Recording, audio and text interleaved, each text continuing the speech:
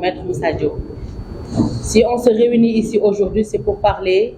des points qui nous tiennent vraiment à cœur, dont vous êtes conviés à partager avec nous et afin de publier pour la médiatisation pour l'opinion publique. Donc, je me présente Yahu Bamba, Madame Diop, chargée de la communication du parti. Là, à ma droite, vous avez M. Ndiakoulo, le porte-parole du président Maître Moussa Diop. Et tout à fait à droite aussi, il y a M. Aïmoud Daf, le secrétaire national chargé de l'école du parti. Et là également, vous avez M. Amadi Ganyagoba, le responsable national des cadres. Là, vous avez Mme Fatou Dramé, membre du bureau exécutif. Et là aussi, également, vous aurez tout à l'heure M. Chersal, le chargé de la vie politique. Donc là, pour ne pas trop monopoliser la parole, nous donnons le micro à M. Chersal pour qu'il démarre la conférence de presse. Merci, nous vous remercions vraiment du déplacement. Merci beaucoup.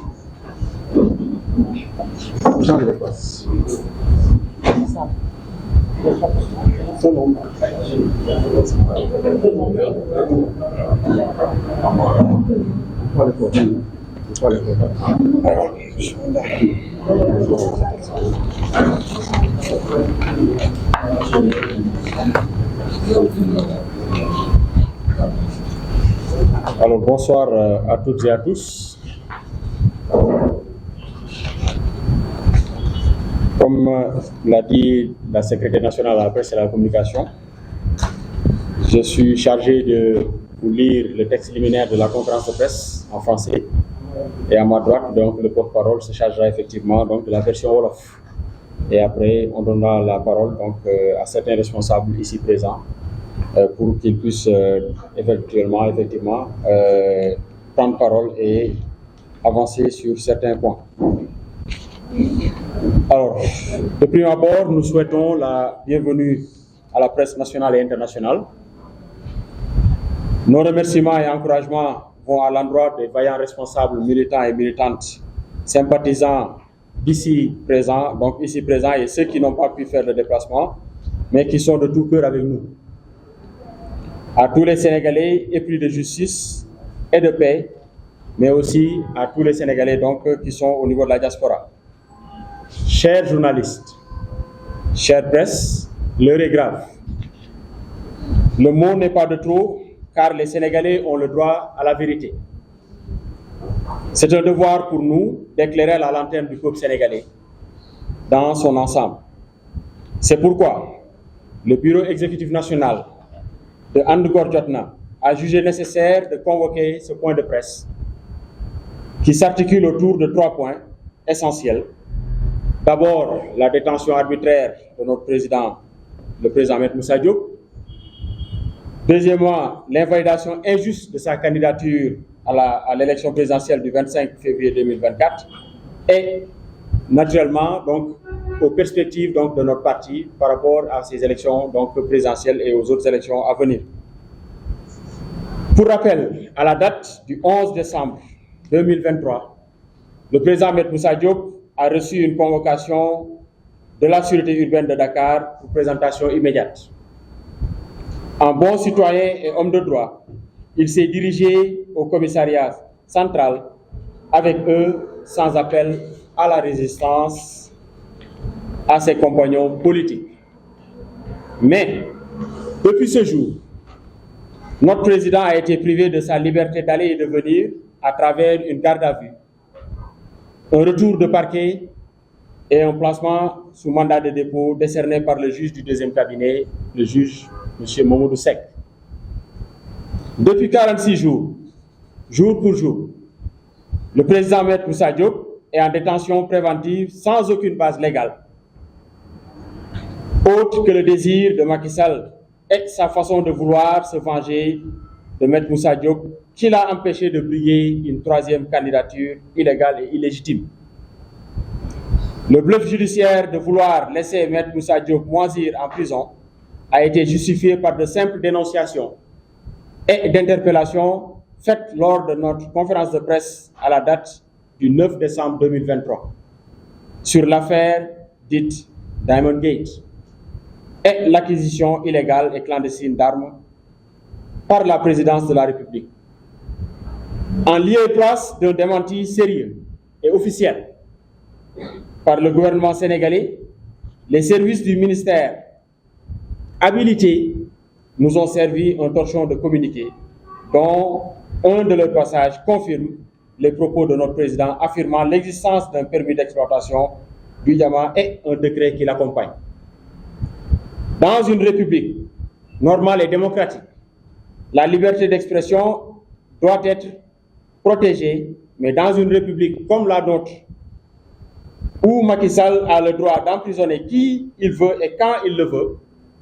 le BEN dénonce avec véhémence la manière dont Maître Moussa Diop a été arrêté, ses droits bafoués et le respect minimum de son statut d'avocat, piétiné par une justice aux abois et à la solde de l'exécutif. Le BEN exige des autorités judiciaires la nullité de la procédure entamée envers Maître Moussa Diop. Et à cet effet, le barreau de Paris a été saisi par son avocat, Maître Moussa Sarr, pour le respect strict de son statut d'avocat dont le procureur de la République n'avait pas la compétence de l'auditionner. L'invalidation de la candidature de Maître Moussa Diop. Il serait bien aussi de rappeler qu'au moment où son audition, arrestation, notre président était un candidat à la candidature sérieux, bien préparé et soutenu par un programme alléchant et réaliste et réalisable pour alléger la souffrance du peuple sénégalais. En dépit de tous ces sacrifices consentis par le président lui-même, les militants et les sympathisants de notre formation politique pour le respect des procédures électorales en passant par le parrainage, citoyens avec plus de 48 000 parrains déposés au Conseil constitutionnel sans aucun doublon interne et un stock de plus de 20 000 parrains pour compenser les éventuels doublons externes et l'émission d'un chèque de banque de 30 millions destiné à la Caisse de dépôt et de consignation est constaté par un huissier assermenté. Les 7 sages du Conseil constitutionnel ont préféré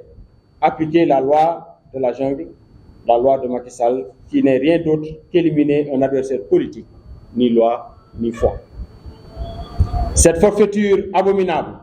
d'éliminer notre président à la course présidentielle de 2024, alors qu'il jouit encore de tous ses droits civiques et politiques, doit impérativement interpeller les acteurs de la société civile,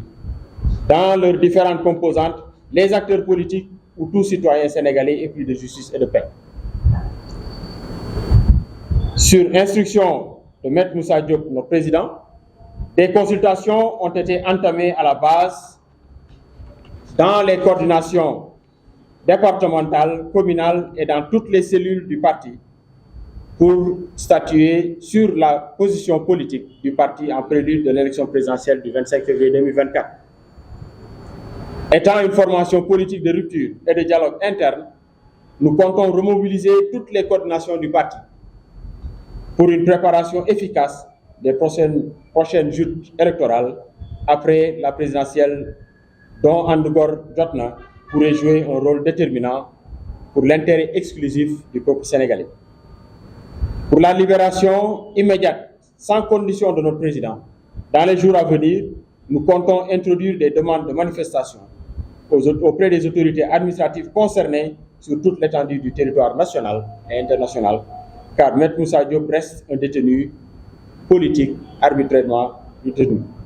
Et de Macky Sall qui l'avait soutenu à Podor dans un entretien privé avec certains membres du parti. Maître Moussa Diop, je cite, « Tu as mis ta vie en danger pour que je puisse entrer dans cette localité en 2012. » Nous demandons à Macky Sall et chef aujourd'hui de Benno Bokk Yakaar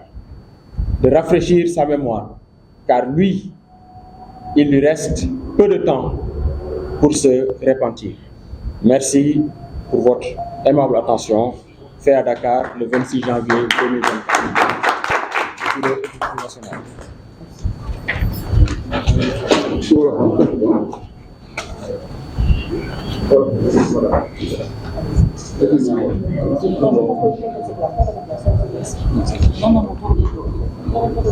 nga xamante ni secrétaire nationaux yi ñoo ko composé yaakaar naa ni lépp lu fi aju ci présentation la responsable de la communication def na ko ci façon bu mucc ayib leneen li ci def mooy texte bi nu bindoon pour mu nekk communiqué de presse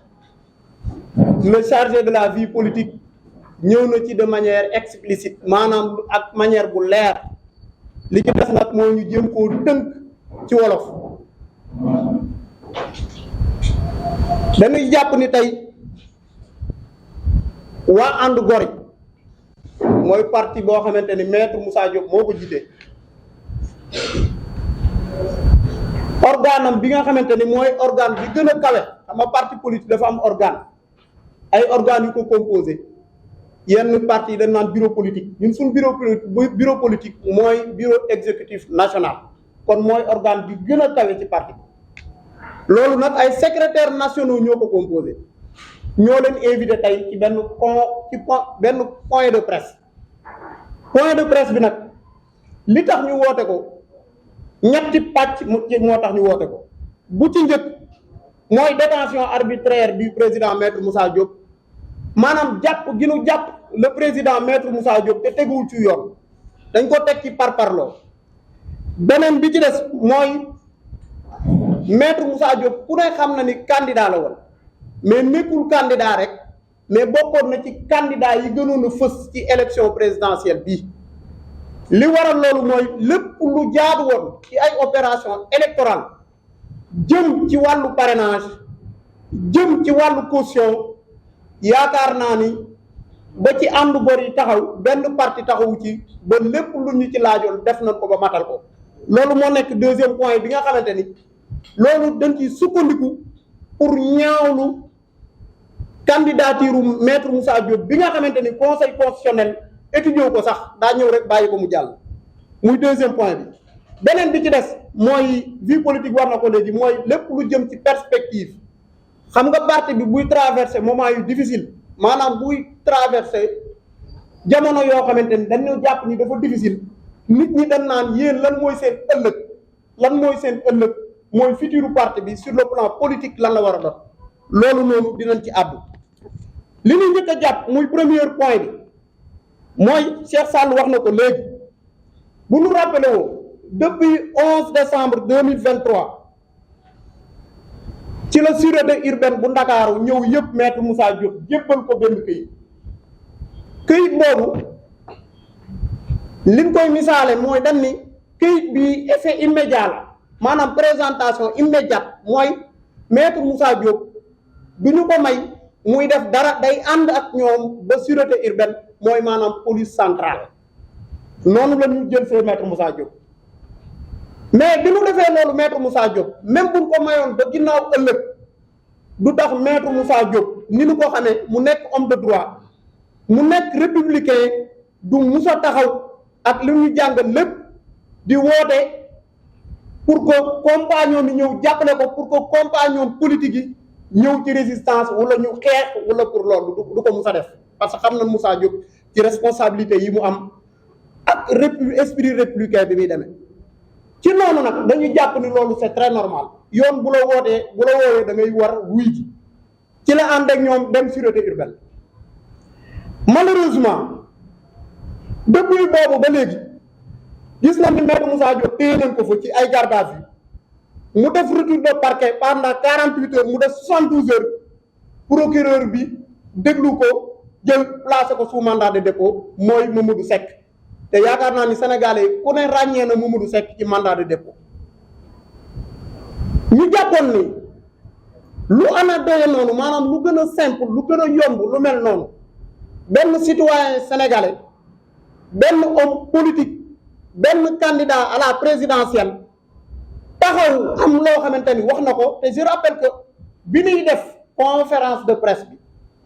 le 9 décembre 2023 maître Moussa Diop ñëwul woon rek pour def ay révélation ñëwul woon rek pour wax ci jamaa ñëwul woon rek pour wax ci armes conférence de presse bi ñetti pàcc lañ ko defoon la ko maître Moussa Diop def bi ci njëkk mooy l'actualité politique mooy wax nan la gisee contexte politique bu actuel bu Sénégal ak parrainage yi pare nañ ko. beneen bi ci des mooy mu décliner son programme mooy mu wax programme bi nga xamante ni même journaliste yi ko invité sax dañu jugé ni programme bi mën na génne Sénégal ci ndóol mën na génne Sénégal ci guuta gi mu nekk. beneen bi ci des mooy maître Moussa Diop dafa gis comme ni ma ko waxee léegi ni réew mi kat ressource naturelle na mu war a tegoo ci yoon teguwul noonu ci yoon maître Moussa Diop dénoncé ko waaye yemu ca maître Moussa Diop dafa ñëw ci arme yi maanaam xeetu ngànnaay yi nga xamante ni présidence de la république daf koo indi ci anam boo xamante ni nekkul ci yoon ci anam boo xamante ni dañuy jàpp ni teguwul benn yoon ci yoon maître Moussa Diop dénoncé lool waaye foofu ay précision yi ci maître Moussa Diop def ci mbirum arme yi dem bay wax conducteur yi nga xamante ni ñoo doon dawal conteneur yi koy indi ak lieu ban ko def wax seenu tur wax seen numéro téléphone malgré tout ça dañu gis ni presse bi ñoom daal dañoo wàlliyaan jëm ci jamaa yi du dañoo daw question wu jamaa yi parce que question yu jamaa yi communiqué man je vous renvoie directement maa ngi leen di yónni ngeen dem ci communiqué bu ministère des mines moo wax ni décerné nañ permis d'exploitation mooy joxe nan pour ñu exploiter fooy exploiter romb nañu phase exploration kon loolu mënuñu koo def mukk te duñ ko accompagner ak décret présidence de la république bu Macky Sall kon loolu bu dee jamaa yi la kon communiqué bii nga xamante ni ministère bi def na ko day dëggal li maître Moussa Diop wax waaye ñun dañuy wax en philosophie je considère comme trompeur comme celui qui m'a trompé une seule fois dam na ñaari nit bu mu toogee kenn ki nax la benn yoon da ngay jàpp ni kii naxaatekat la mais nit ki bu fekkee lépp lu la Moussa wax jàpp nga ni dëgg la ñun dañuy retenir ni lépp lu Moussa Diop wax loolu dëgg la jusqu'à preuve du contraire li koy dëggal tey débat bii ñuy suscité c'est pas du objet wu point de presse bi mais concernant la double nationalité de Karim Wade en guise d'exemple fii leader yi ngeen fi dégg yépp ñu koy wax ci Moussa Diop lañ ko dégg argumentaire yi ñuy wax yépp ci Moussa Diop lañ ko dégg Moussa Diop bi muy wax ni libération d'allégeance acte d'allégeance bi nga xamante ni le garde des Sceaux bu France moo ko war a mën a def pour que Karim Wade mën a dem perte sa renonciation nationalité française kenn waxu ko loolu Moussa Diop moo ko njëkk a wax kon paternité nationalité Karim Wade loolu maître Moussa Diop lañ ko war a jox te loolu day dëggal day firndeel ni maître Moussa Diop mosu ñoo wax dara loo xamante ni béram dañ na ci kon lépp ñoom lu wax gëm nañ ko te loolu la ñuy jàpp ni dëgg la kon ñu jàpp aussi ni ginnaaw si bi ñu ko jàppee ku ne xam na ni maître Moussa Diop avocat la tey jii peut-être secrétaire national bi yor aspect juridique bi su ko temps bi mayee dina ci àbb mais Moussa Diop avocat la dégg nañ sax barabu Ndakaaru wax naan maître Moussa Diop ñun reconnaître ñu ko may wax ni Moussa Diop am na domiciliation fii ci cabinet bi ci des jurisprudence Juan Branco dafay ñëw dal ci maître Moussa Diop bi nu ko jàppee avocats yi dañoo am statut boo xamante ne du leen permettre que procureur de la république dem woo leen mais dañu gis ne maître Moussa Diop procureur de la république moo ko woo procureur général moo ko waroon a woo kon loolu moo tax benn bureau exécutif national bi dañuy exiger nullité procédure boobu procédure bi nu teg ci maître Moussa Diop teguwu ci yoon parce que jaarale ñu ko ci yoon mu war a jaar muy benn lépp lu jëm ci invalidation maanaam le fait que maître Moussa Diop nekkoon candidat nit ñi foog ni maître Moussa Diop effectivement dafa nekk candidat ñu xool dossier am mataluñ parrainage demeewul noonu de maître Moussa Diop dafa nekk candidat bu ngeen duggee léegi ci bureau yi nekk ci parti di ngeen xamee ni on a investi dugal nañ xaalis bu bëri ci lépp lu jëm ci logistique lépp lu jëm ci ay machine pour préparer parrainage man jàppoon naa ni parrainage te loolu la ñëpp jàpp te xam nañ ko bu doon loolu rek la AG même bu nekkoon 100e position kenn mënu koo teree jàll parce que li nu yor lu leer la te am na stock bu doy tëralul pour éviter lii dal yenn parti yi parce que parrainage bi dafa am pièce bu ci nekkoon soo déposé 50 000 parrain bu ci ay doublon amee sa 50 000 yooyu doo ko mën a remplacer yeneen ngay dem wuti moo tax on a ensuite déposé 48 000 parrain am stock boo xamante ni 40 000 parrain li ngi taxawoon di xaar caution bi ñu def liñ ci war a def lépp mais bu ñuy jàpp Moussa Diop ku ne xam na ni parti politique même bu ñu defee suñuy cotisation ba mottali suñu xaalis def ko trésorier wu parti bi ak lépp leader bi moom lañ koy jox ci compte am lañ koy déposé bi ñu ko déposé ci compte maître Moussa Diop ñu def procédure yi war a jaar yëpp maître Moussa Diop war a signer procuration pour jox ko trésorier bii di Omar Traoré loolu dina ci ñëw malheureusement procureur juge bi ni moom day xaar procureur de la république tontu ko ci loolu lii ci la sukkandiku pour que chèque bi nga xamante ni émettre nañ ko banque bi émettre nañ ko huissier assermenté gis ko dëggal ko preuve yi ñu boole ko joindre ko suñu dossier bi ñu demee conseil constitutionnel sunu mandataire dañ ko woone ko Boubacar Camara mu ne ñun ko yow seen dossier kenn du ko xool parce que manqué na leen telle pièce donc vous pouvez quitter la salle mën ngaa génn salle nii la ko conseil constitutionnel def loolu nag lan ciy jàpp mooy ñun du conseil constitutionnel moo éliminé maître Moussa Diop dañuy jàpp ni représailles politique la maanaam ak fayantoo bu Macky Sall def jëmale ko ci maître Moussa Diop depuis ba mu waxee 3e candidature bu Macky Sall bi nekk suñu décret wax ni Macky Sall bii mënul am 3e candidature loi bi permettre ko c'est illégal et c'est illégitime mooy maanaam jaaduwul te sénégalais yi ànduñu ci loolu moo naqari Macky Sall loolu moo tax lépp lu mu man ba faagaagal maître Moussa Diop yóbbu ko kaso dina ko def waaye nag ma jox leen une bonne information maître Moussa Diop bi nu def gis démb ci kaso bu ko Macky Sall tegoon bët dina xam ni lii yëngalu ko lii rafle ko waxoon naa leen ni maître Moussa Diop du tiit du jaaxle du stressé wu kooku mooy maître Moussa Diop léegi nag wax naa ci li tax maître Moussa Diop nanguluñ ko candidature am te loolu peut-être lu ma ci fàtte sama gars yi dina ñëw pour compléter ko pour affaire yi bañ a gudd dañuy wax ci avenir ak contexte politique bi nga xamante ni ànd gor yi mi ngi xaar pour dem ci ak perspective ak instruction yi nga xamante ni maître Moussa Diop jox nañu ko te loolu mën nañ koo partager ak yéen bu ci njëkk mooy ku ne xam ne ñi ngi jëm ci ay élection présidentielle Moussa Diop nekkoon candidat bu sérieux am ay sénégalais yoo xamante ni jëloon nañ seen yaakaar wékku ko ci maître Moussa Diop nit ñi investir ci luñ ci war a def ci parrainage yi à travers les coordinations départementales communales les cellules ñu daj ci lu nekk tey Macky Sall empêché candidature u maître Moussa Diop duñ ni conseil constitutionnel dañ naan Macky Sall la mooy fayoon ko bi ñu defee loolu lépp yàlla def ñu tëjal buntu présidentielle anglais yi dañuy wax professeur when one door is closed another is open dañuy wax ni bu benn porte tëjoo beneen day tëju ko lépp lu mën a def pour xañ maître Moussa Diop mu nekk candidat du tere Macky Sall ak régime am nguur gi ci welaxu la toll bu ngeen xamul welaxu ci wolof ma tekkil leen ko xam nga mooy lan bu ngeen demee ba woor ba toll ci fukki fan yu mujj yi te ñu ngi jëm ci weeru koor fukki fan yu mujj yi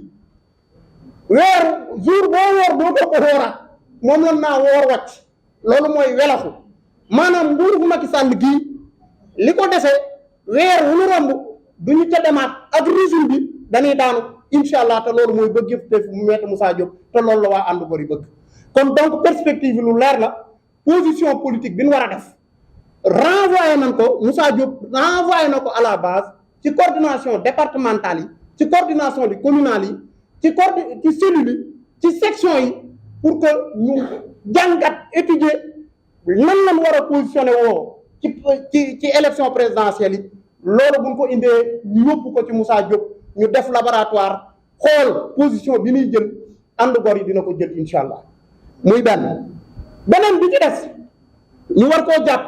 mooy élection présidentielle bi rek du ay élection bu ñu paree élection présidentielle dina am yeneen élection yoo xamante ni dañuy ñëw élection yooyu du ñëw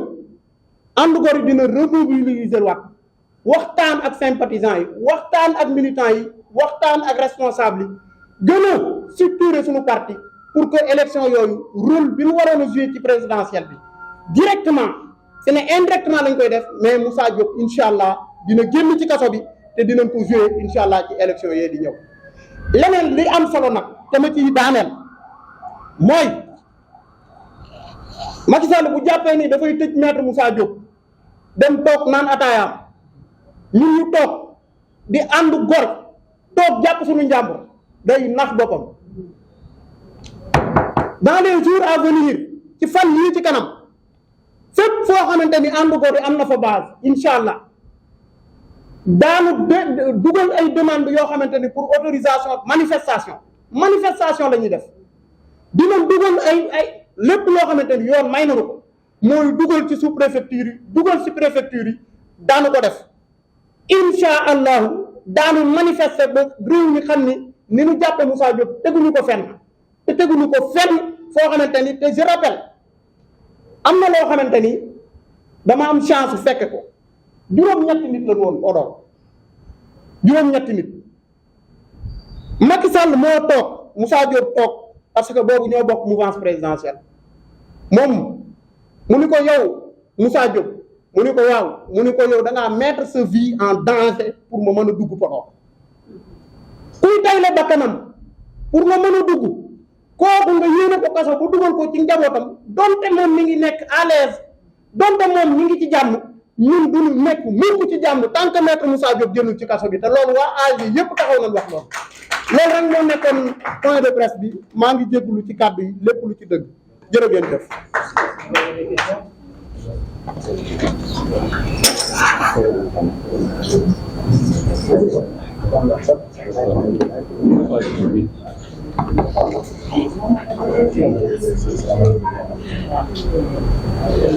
Merci beaucoup à M. Ndiakoulo, le porte-parole. Je pense qu'en Wolof, ça a été très bien clair et il a repris les mêmes propos du président Maître Moussa Diop. Si vous voyez Maître Moussa Diop devant les caméras, c'est comme si vous avez vu Ndiakoulo devant les caméras. Donc, on va donner l'occasion à la presse si vous avez des questions en français comme en Wolof. Si vous n'avez pas de questions aussi, on peut passer pour les autres intervenants. Merci. S'il n'y a pas de questions, on passe. C'est bon? On passe? D'accord. Donc, on va donner la parole à Monsieur Cheikh Diop, le chargé de la vie politique, qui va venir, juridique plutôt, autant pour moi, oui, qui va venir donner son point de vue dans le cadre uniquement juridique par rapport à ce dossier, par rapport à cette détention arbitraire dont nous jugeons nécessaire à faire le point de presse. Et je précise encore une fois que le parti And Gor ne compte pas faire de négociations pour la libération immédiate du président Maître Moussa Diop et sans condition. Monsieur Juma, pourquoi vous avez attendu jusqu'à ce moment pour préparer une manifestation? Vous l'avez pas fait avant les dépôts des parrainages pour libérer vos candidats? Ça, je donne à la vie politique. Encore, est-ce que vous avez participé à la réunion que le président avait demandé parce qu'ils n'ont pas encore dit? Est-ce que vous avez envoyé? D'accord. D'autres questions, s'il vous plaît?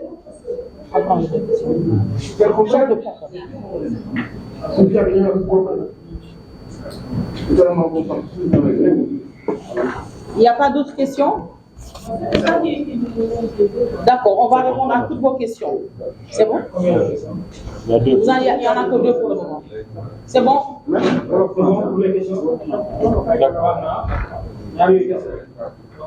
Donc, on va répondre les questions à la fin. D'accord? Cheikh Diop au micro, s'il vous plaît. Assalamu alaikum. maa ngi leen di nuyu waa presse nationale ak internationale di remercier seen teewaay fii ci conférence de presse bi benn national le bureau exécutif national de And Gari jot na di def si li nga xamante ni moo xew situation bi nga xamante ni moom moo xew ci Sénégal xam ni kenn réeréwu ko muy la détention arbitraire du président Maître Moussa Diop Bon, sans plus tarder, damay def un bref résumé parce que mes prédécesseurs ont pratiquement bien expliqué en français et en wolof. Donc damay ñëw dugg rek si wàllum yoon ci lim ci wax di commencer depuis biñ ko arrêté jox ko benn convocation avec comparution immédiate à la sûreté urbaine en tant qu'homme de droit, en tant que républicain, en tant que patriote mu dem lim avisé ci Facebook am ni ngeen ko yëgee ñun tamit noonu leen ko yëgee bi mu demee il a fait 48 heures là-bas.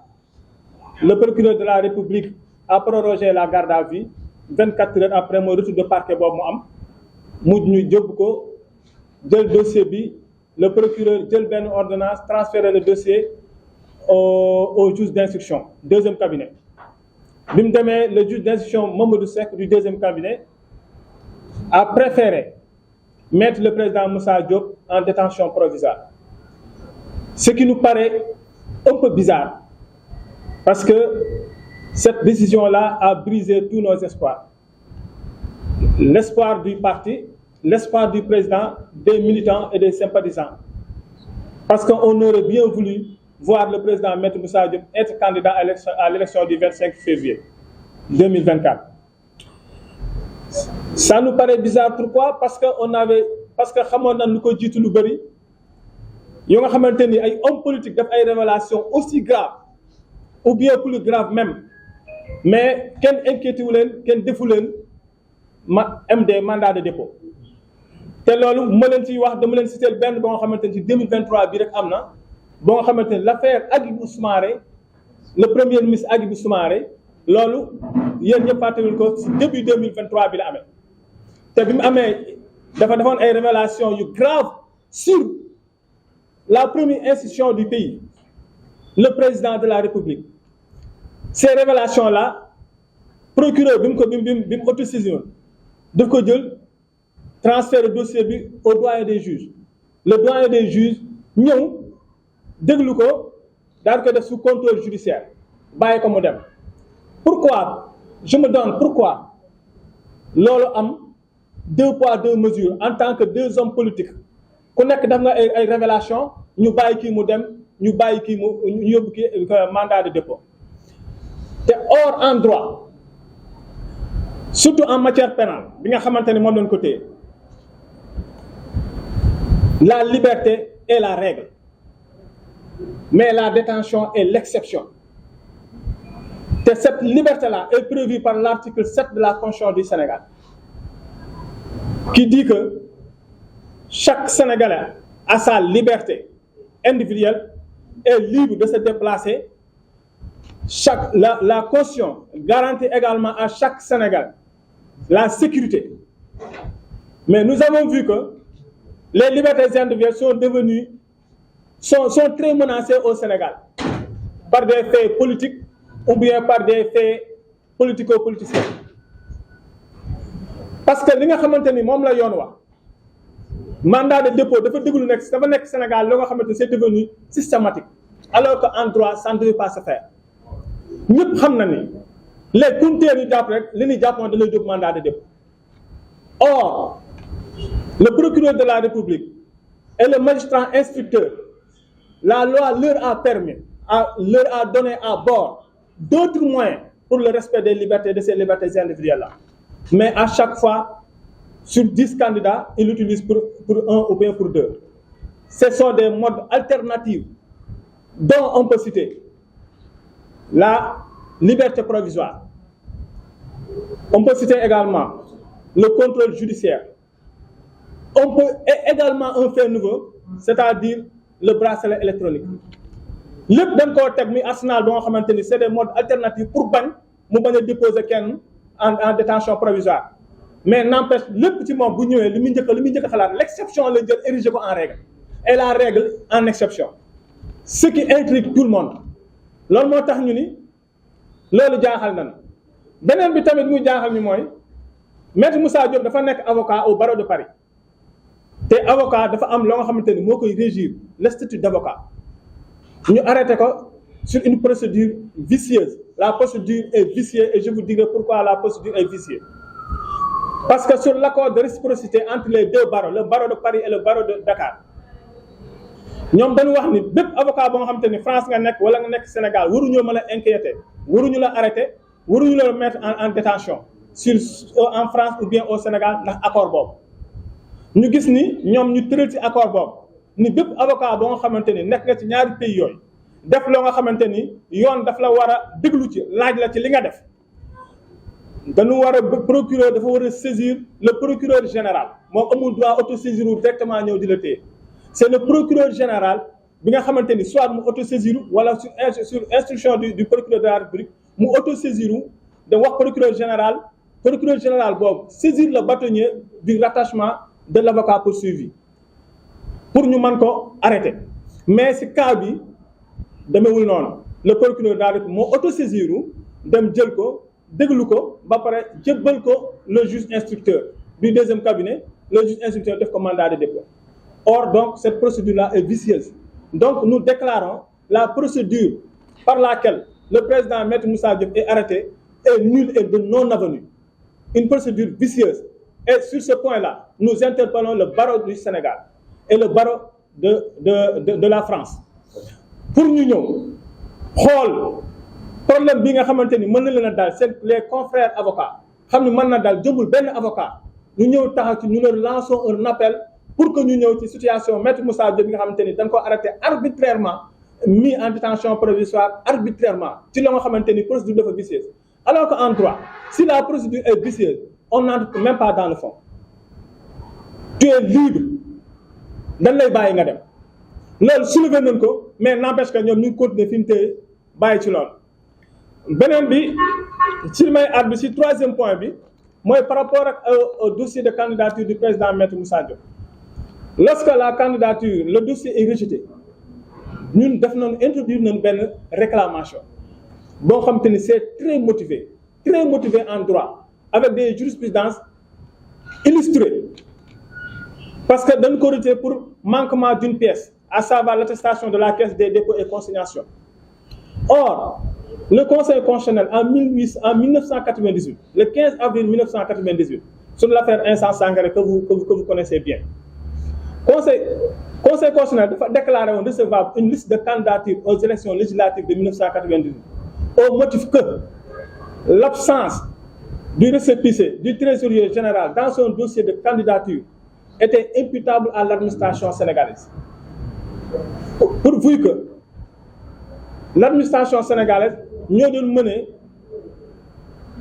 permanence ñoo mënewul permanence bi taxoon Insa Sangaré mën a déposer parce que heure bu ñëwee trésor public du fa fekk kenn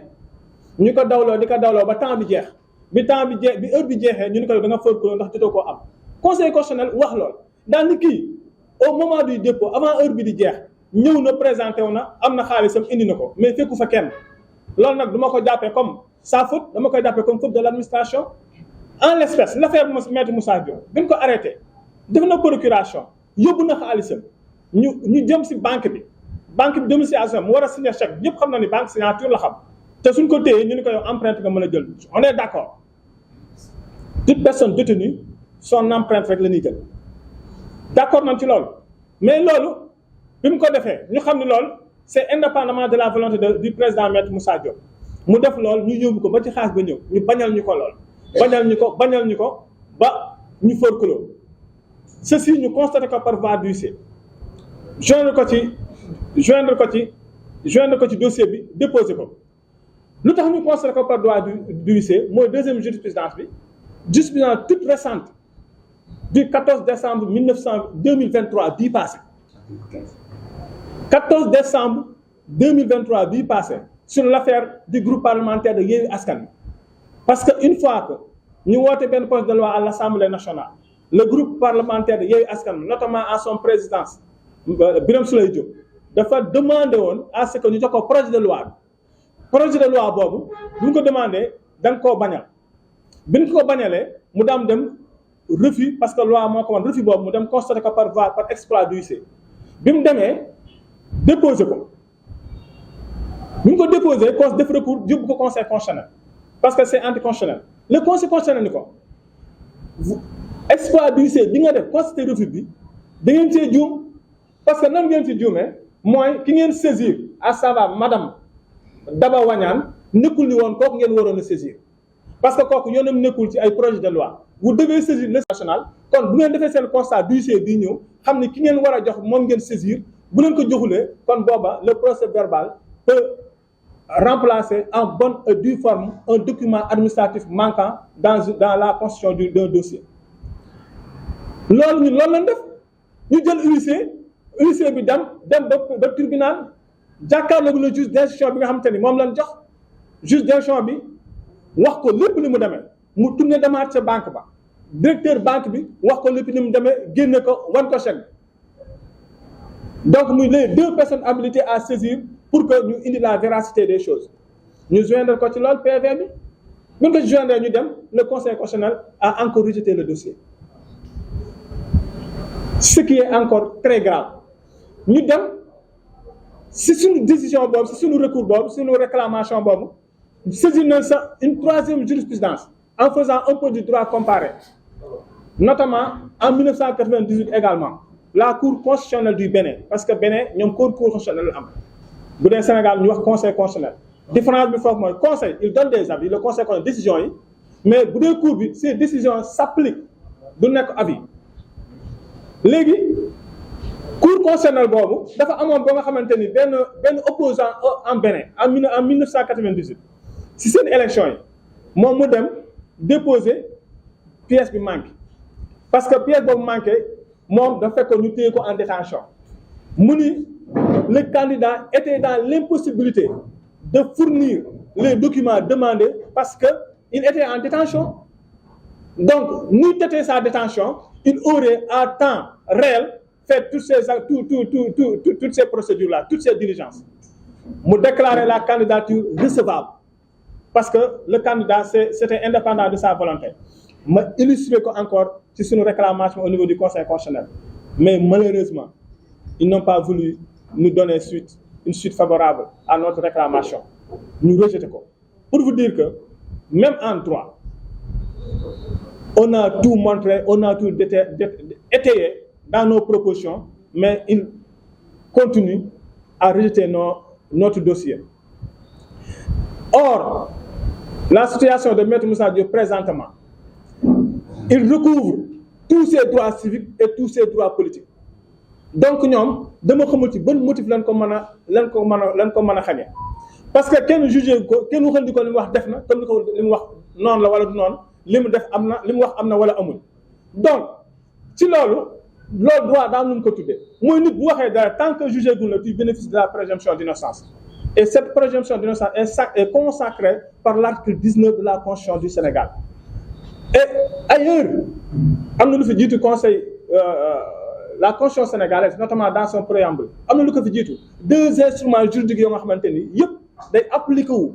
si suñu droit interne positif mooy la déclaration universelle des droits de l'homme de 1789 moo njëkk a consacré le principe d'innocence ñu ñëwaat si le droit africain des peuples mu ñëwaat consacré waat la présomption d'innocence nit ñi képp koo nga xamante ni def nga dara wala nga dara tant que entendre la ba sa culpabilité est établie kooku dañ lay jàpp ni defoo dara donc kenn mënu laa woon a xañ dara mais bizarrement ce qui s'est passé lépp xañ nañ ko Maître Moussa Diop donc je reviens à mes prédécesseurs pour dire que le dossier est politique et tout dossier politique le président Abdoulaye Wade avait dit que tout acte politique doit avoir une réponse politique raison pour laquelle nous allons répondre politiquement en commençant par la presse mais aussi par des manifestations comme l'a dit tout à l'heure le porte-parole du président Maître Moussa Diop. Voilà juridiquement pour ne pas monopoliser la parole tout ce que nous avons eu à faire là-dessus. Donc si vous avez des questions, je serai à votre disposition. Merci.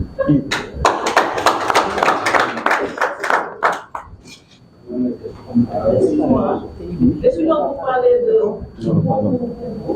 vous avez déposé au niveau de côté de droit, on vous a rejeté. Moi, je voudrais savoir quel est le rôle de l'avocat dans tout ça, parce que vous n'avez pas mentionné que son avocat a fait des passes sur ça depuis lors vos discours. Donc, vous parlez que nous, mais quelle est l'implication de son avocat? D'accord. On saurait le protocole de dossier. C'est l'instruction.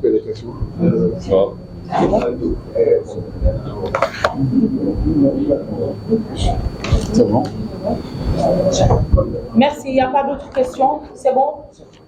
En tout cas, merci beaucoup à notre frère Cheikh Diop. Je reviendrai par Sur qui on peut compter si toutefois on n'a pas vu pour le moment le président Maître Moussa Diop dans le cadre juridique.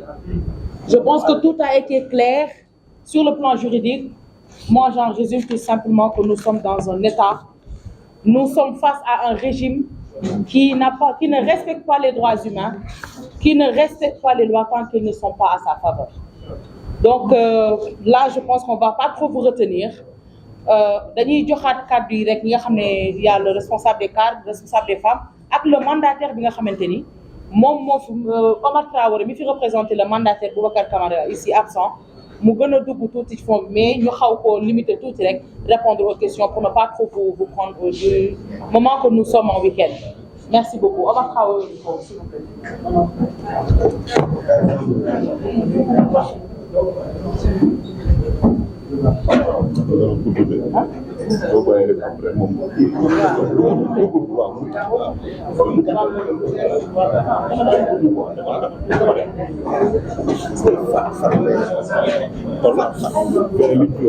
C'est bien.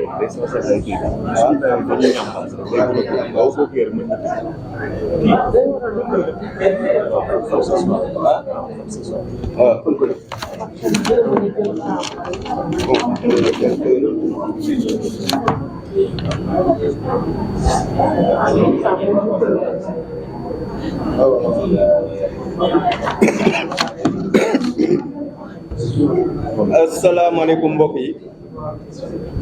ñu ngi leen di nuyu ku nekk ci turam ak santam nuyu yéen mbokk journalistes yi nga xamante ni ñoo ñuy seetaan au niveau national et international. damay wax rek sama camarade de parti yi que ni deuxième quinquennat ak deuxième mandat ak ñi ñu diriger ci période boobu lëndëm nañ ñuul nañ doy nañ waar. Sénégal bu nekkee ci ay guuta ñëpp ñooñu ko teg parce que dara teguñu ko ci yoon amul benn institution bu ñu teg ci yoon nasaxal nañu réew mi plombé nañ suñu réew ndax boo fi gisee processus électoral bi nga xamante ne mi ngi commencé depuis le 29 mars ba léegi dafa biaisé wu 29 mars 2023 ba léegi dafa biaisé wu respecté wuñu dara ci processus bi période bi ñu waxoon ni la ñuy déclencher le processus dem jëli parrainage dafa biaisé wu parce que dañu waxoon ni le 27 le 28 lañ ko waroon def ñu dem yóbbu ko reporter ko 2 mois yóbbuwaat ko le 27. pour vous dire que ni depuis le début dañoo nekk ci seen benn calcul politicien boo xamante ni c'est juste pour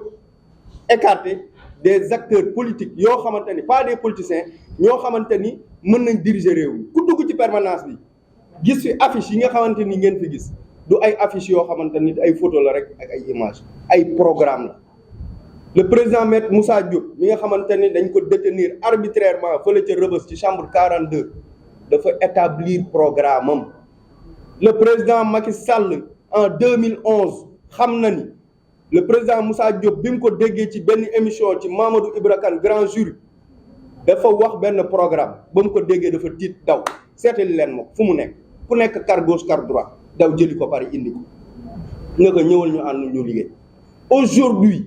mu demaat avant ñuy processus électoral bi di commencer mu commencer décliner programme am fépp programme bi ba mu ko déggee nelawatul tëddatul ba pare nag mu xañ ko 3e mandat bi mënatu ko digérer. Donc lii jot ko tey nii ñëpp xamoon nañ danañ ko def parce que ku gis processus bi xam ni dafa biaisé processus bi dañuy dellu si waat tuuti ci procédure bi nga xamante ni moom la àndu gor ñi def ci li nga xamante ni moo doon suñu chèque de banque pour établir ko. Madame dinaa la tontu tuuti ci par rapport ak avocat bi li tax ñun dugaluñ ci avocat parce que président Maître Moussa Diop ci ay waxam ci ni muy prôné nee na un avocat du plaider ci mbedd un avocat dafay plaider fële nga xamante ni mooy baro.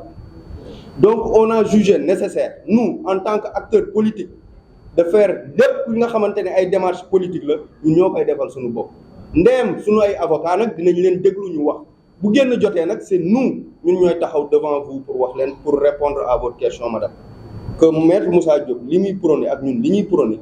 du ñu jël ay avocats di leen taxawloo ci mbedd mi ñuy plaider ci mbedd mi mais dañuy jël suñu ay avocats ñu wax ñu li ñu war a wax ñun parti politique bi ñun ñu extérioriser ko ñoom bu ñu demee ba ci baro bi ñoom ñu plaider foofu. boo gisee processus bi dafa biaisé wala processus bi dañ ko lëndëmal processus bi dañ ci def des actes yoo xamante ni c'est pour enlever des candidats yoo xamante ni c'est des potentiels candidats bëgguñu ñu bokk ci processus bi. nee nañ cërëx président maître Moussa Diop ci loo xamante ni nit wax na lu gën a garaaw kenn jàpp ko ci lan mooy démenti génneel sa démenti ne que li nga wax amul yow tu ne mérites pas d'être ci réew mi dafa jar a jàpp boo jàpp kañ mooy bul waxati neel miig loolu moo am nag ne ko bëggatuñu nga wax neel miig te loolu lañ gis te dinañ ci revenir incha allah ci kàttanu yàlla. bi ñu demee ba jàpp ko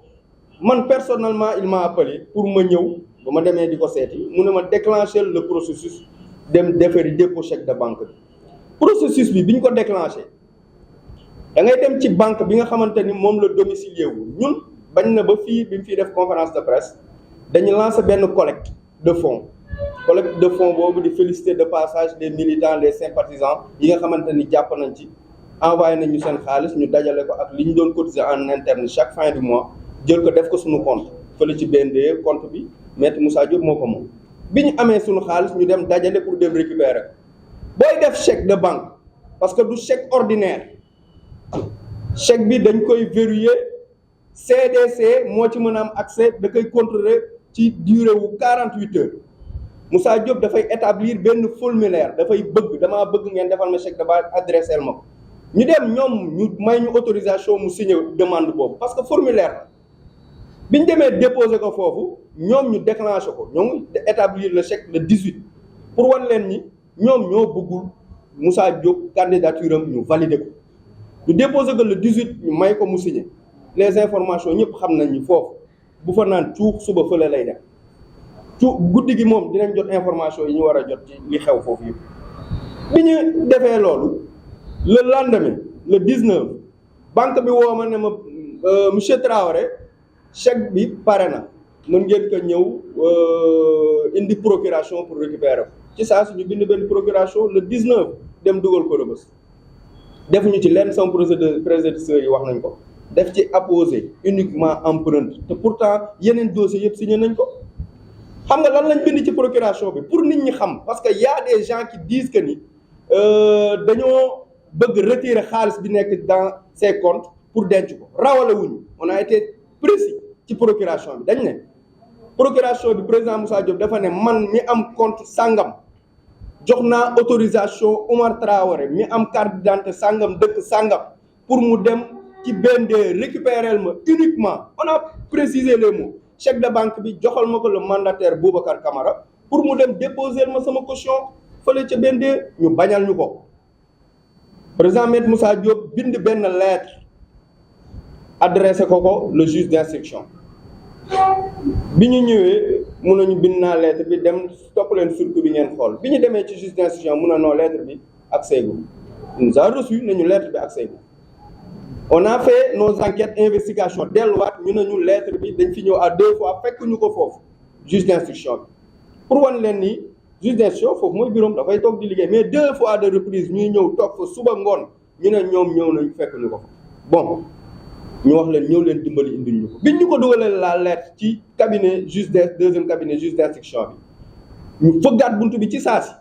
ne ko monsieur le juge ñu présenté wu encore toog daal ne ko lettre bi lañ doon xool pour nga signer ñu procuration parce que nee nañ yow boo ko signé bu ñu demee rek mën nañ dem ci banque ba ñu jox mu ne effectivement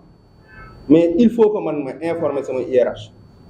man ko kan mooy sa hiérarchie dama la procureur ba tey ba sànq ñu leen di waxal nii procuration boobu joxuñu ñu ko ça veut dire quoi que ñoom ñoo bëggul mu bokk ñoom ñoo bëggul ñu accéder ci compte bi pour jël 30 millions yóbbu ko CDC fii la réew mi toll. Sur ce, on appelle ñun ànd gor yi dinañ doxi dinañ seeti tout le monde et on va porter ce combat là parce que combat bi li ma gis guddi ñu toll nii dañuy jëm ci ay élections. Si on est divisé on est mort na nit ñi dajaloo ñu def benn topp processus bi muy commencer bureau de vote yi ba résultat yi di génn du ñu pousser du ñu añi du ñu naani ndox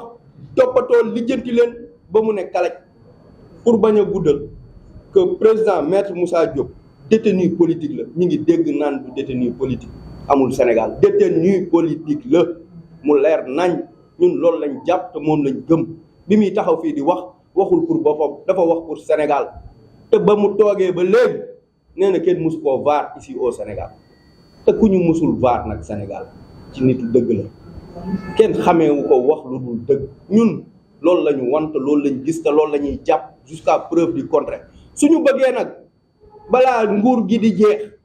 ñi ngi wax ñu yor dossier bi tout de suite ñu déclenché ko ñu woo ko recevoir ko commencé entendre ci dossier pourquoi ñu bëgg ko bàyyi foofu mu groupe foofu ak ay moroomam que les détenus politiques nañ leen bàyyi ñu ñibbi seen kër gi à plus forte raison Bassirou Diomaye Faye bi nga xamante ni candidat la à l'élection présidentielle ñu bëgg ko téye foofu nañ ko bàyyi mu ñibbi këram gérer campagne am comme yëpp candidat parce que suñ ko deful biaisé nañ li nga xamante ni moom la loi wax processus ku nekk dafa am temps d'antenne moom du am temps d'antenne am donc kon bëgguñu mu bokk comme niñ ko defee d'autres leaders politiques qu'on appelle tout le monde à la raison ñëpp dajaloo nekk benn say ñu jëlee fi rigi bii nga xamante ni lim fi def nii guddiñ toll nii dara baaxu ji lu dul di jàpp nit ñi di doon mandat de dépôt de remercier tout le monde.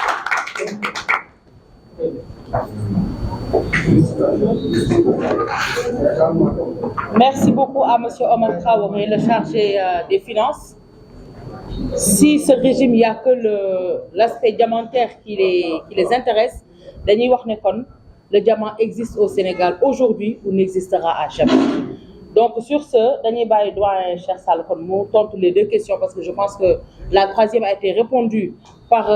Monsieur Omar Traoré. La troisième, il a répondu vers le parrainage, mais je pose ma question vers son arrestation. D'accord, dinañ la répondre question yëpp lu ngeen fi bëgg rek. On est là pour répondre, on est là pour leeral lu ngeen soxla comme question rek yéen tant que daw leen ñun duñu daw. Donc dinañ leen répondre question yëpp inchallah rabbi. Merci beaucoup.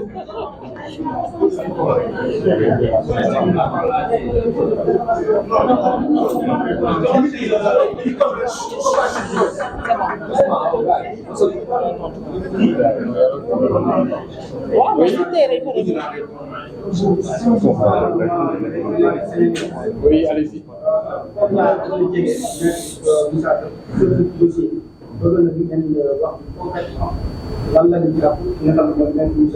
Parce que bu fekkee ne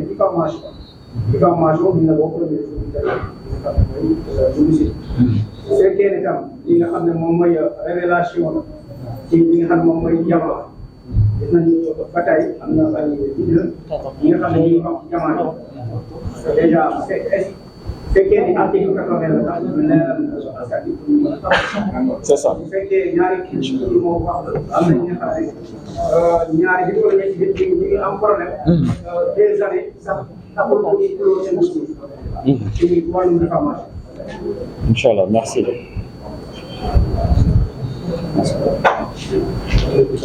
C'était la seule question, si je ne me trompe Bon, pas. bu ngeen amee yeneen question ngeen posé ko parce que tamit bu ñu paree ci toutes les questions yi rek day répondre lépp su ngeen paree aussi si vous voulez prendre des responsables mën nañ leen may ngeen jël interview responsable bi bu leen neex mais pour le moment ñi ngi répondre questions yi rek après ñu yemale ko foofu. Non, non, c'est pas oublié. On y reviendra. Vous en avez D'accord. deux. Voilà. Donc, les réponses en français et en wolof. Voilà. Merci beaucoup. Donc, nous remercions encore vraiment la presse pour avoir répondu vraiment massivement à cet appel, donc à cette conférence de presse. Je pense qu'il y a 2 ou 3 questions sur lesquelles on peut revenir rapidement. Et je commencerai d'ailleurs par la dernière question donc, de M. Sadio, qui est Touré, très bien, qui a posé la question de savoir pour quelles sont les raisons ou les motifs aujourd'hui donc, qui font que Maître Moussa Diop a été retenu Et je me permets de vous lire effectivement les 6 chefs d'inculpation. Certainement que vous avez dû recevoir à l'époque, mais peut-être qu'avec le temps, vous avez oublié. Alors, parmi ces 6 chefs d'inculpation, il y a d'abord ce qu'on dit ici, offense au chef de l'État. Ça, c'est le premier chef d'inculpation. Deuxième chef d'inculpation, acte ou manœuvre de nature à compromettre la sécurité publique ou à occasionner des troubles publics graves. Troisièmement, diffusion de fausses nouvelles. Et vous avez vous-même énoncé ici le mot diffamation. Effectivement, malheureusement, diffamation fait partie de ces 6 chefs d'inculpation, puisque c'est le 4e chef d'inculpation, on a dit diffamation. Ensuite, contrefaçon de sceau de l'État. 5e chef d'inculpation. 6e, on a dit faux et usage de faux. Donc, par rapport aux documents qu'il aurait présentés donc, le jour de la conférence de presse. Voilà les 6 chefs d'inculpation pour lesquels le président Maître Moussa Diop aujourd'hui a été détenu provisoirement, mais aussi, comme nous l'avons dit ici, de manière arbitraire au niveau donc, de la MAC donc, de Rebeuss. Par rapport à la question donc, de monsieur Niang de Teranga FM, si je ne me trompe pas, donc il a posé la question de savoir est-ce qu'on a été à la réunion au palais? Non, naturellement. Parce que aucun des visages ici présents n'a pris part à cette réunion-là. Pourquoi? Mais naturellement, vous savez que quand vous avez la photo, parce que j'ai la photo ici des gens qui étaient présents à cette réunion-là, vous savez nettement que ce sont des gens aujourd'hui à la solde du régime actuel. C'est clair. C'est des gens qui sont aujourd'hui à la solde du régime. C'est quelque part ce qu'on peut appeler aujourd'hui des béquilles du pouvoir. C'est de la diversion. Tous ces gens-là qui avaient déposé des candidatures, nous savons que c'est des gens qui dépendent du régime. C'est pourquoi nous jugeons qu'effectivement c'était inutile. Deuxièmement, pourquoi? Parce que tout simplement, on ne peut pas, après avoir validé les parrainages, revenir encore sur les parrainages. D'autant plus que c'est clair, la liste définitive a été déjà publiée. Donc pour nous, c'était inutile de prendre part à cette réunion-là. C'est pourquoi nous avons jugé nécessaire de ne pas prendre part à cette réunion-là. Troisième question, madame a dit pourquoi ce moment-ci? Vous savez, 2 personnes qui m'ont précédé, ou après qui ont parlé après moi, l'ont clarifié. Nous sommes d'abord républicains. On suit toutes les procédures vraiment auxquelles nous avons droit. Quand nous savons qu'aujourd'hui nous avons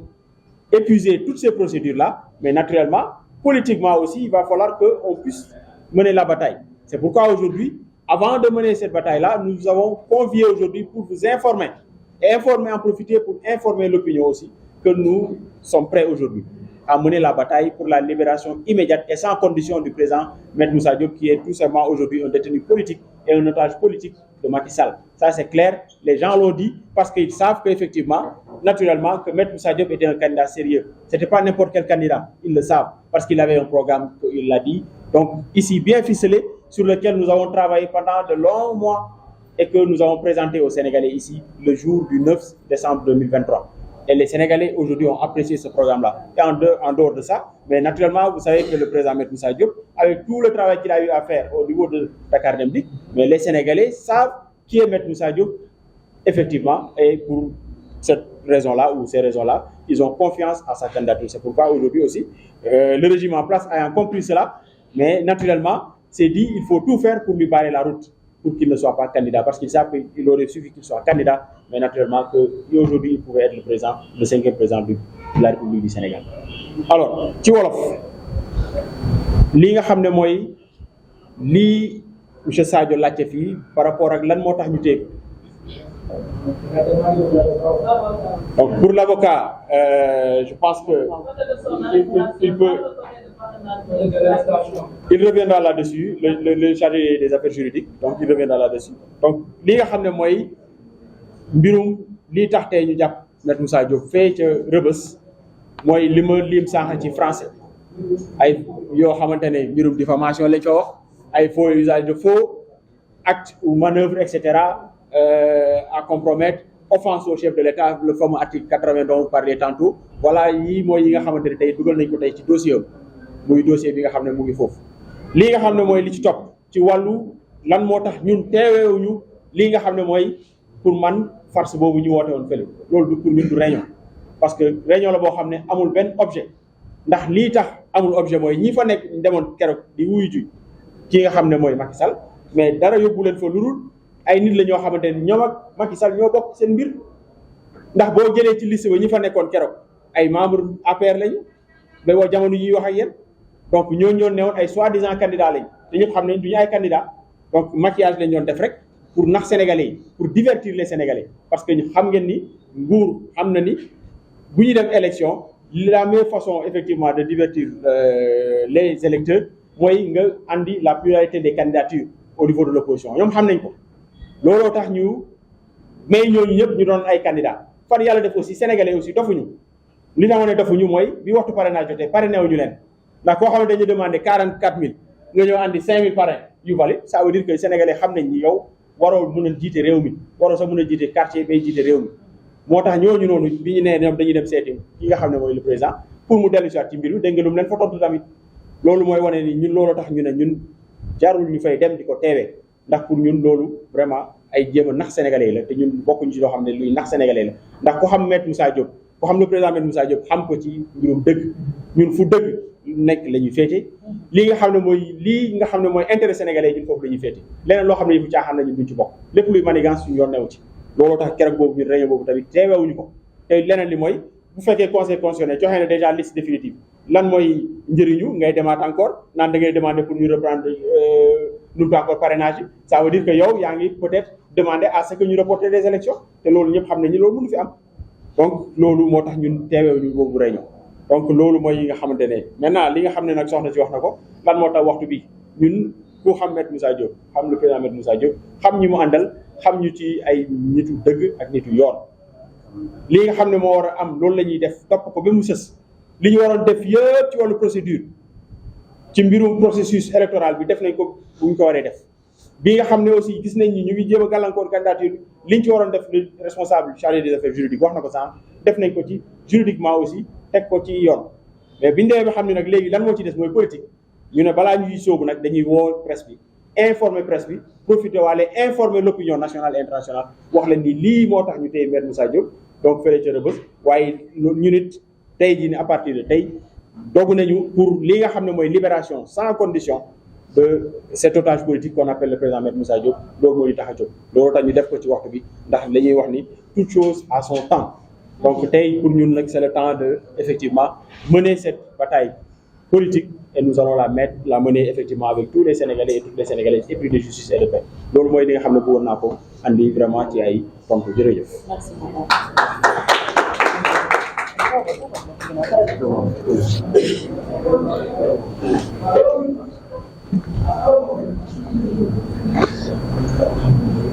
Bon maa ngi leen di nuyuwaat di indi ay quelques clarifications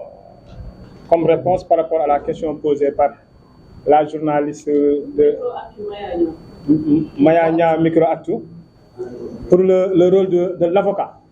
dans toutes ces procédures. Oui, pour vous dire que l'avocat de Maître Moussa Diop, c'est Maître Moussa Sarr. Il a toujours assisté et conseillé le président Maître Moussa Diop depuis le début de l'interpellation. Lorsqu'il était en garde à vue, comme l'a prévu le règlement 5 de l'UEMOA, que toute personne interpellée dès les premières heures de l'interprétation, son avocat doit être présent. Sinon, la procédure est nulle et non avenue, et d'une nullité absolue. Sur ce, le président Moussa Diop a pris comme conseil Maître Moussa Sarr, qui est un spécialiste des droits de l'homme, un procédurier également. Il a toujours conseillé, il a toujours assisté. Même le jour de sa détention provisoire, il était avec le président Moussa Diop dans le bureau du juge instructeur. Et jusqu'à présent, à la prison, à chaque fois, il y va pour rencontrer son conseil, son client. Et d'ailleurs, pour information, un pool d'avocats est constitué. Seulement, nous attendons à ce que l'affaire soit audiencée. Parce que l'affaire n'est pas toujours audiencée, raison pour laquelle vous ne pouvez pas voir les avocats qui se sont constitués d'office pour la cause de Maître Moussa Diop. C'est pourquoi là, je ne saurais avancer parce que l'avocat, comme le président Moussa Diop l'a conseillé, l'avocat doit gérer les affaires juridiques au tribunal Et l'affaire politique, c'est le parti politique qui le gère. C'est pour laquelle vous ne voyez pas, lors de nos sorties ou bien de nos conférences de presse, des avocats. Parce que nous avons besoin que nos avocats défendent notre client au niveau de l'institution. Libérez Moussa Diop! Libérez Moussa Diop! Libérez Moussa Diop! Libérez Moussa Diop! Libérez!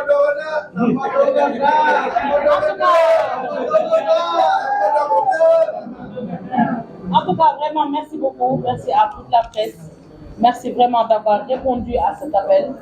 Li ngeen di ñaan rek mooy ngeen publier ko. Vraiment, ngeen publier ko, ma insister ci loolu. Parce que ñun ak yéen, on est ensemble, nous sommes de mèche. Parce que déplacement yombul, ba woo nit ak loo ko mën a fay mu bàyyi activité yombul. Et vraiment, cela prouve que vous ne faites pas partie de cette presse corrompue, comme j'ai l'habitude de le dire, si samay plateau. Donc ñu ngi leen di sant di leen gërëm di leen wax aussi que ni léegi yéen ñi fi nekk ñëpp sama numéro am ngeen ko ngeen envoyé ma lien bi ça vous permettra à vous aussi d'avoir une visibilité c'est bon d'accord donc nous vous remercions vraiment merci beaucoup jël leen lépp bu leen bàyyi dara publier leen lépp